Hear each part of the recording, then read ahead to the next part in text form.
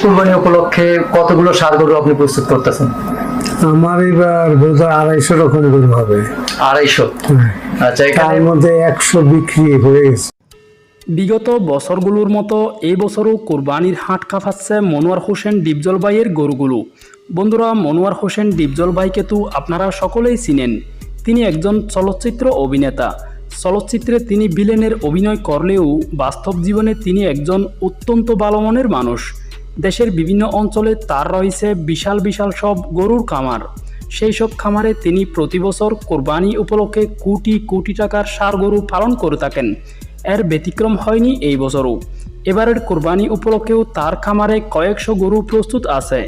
তার খামারে সর্বনিম্ন 40 কেজি থেকে সর্বোচ্চ 30 মণ ওজনের গরুও রয়েছে। অত্যন্ত মনোরম পরিবেশে বিদেশি পদ্ধতিতে পালিত হয়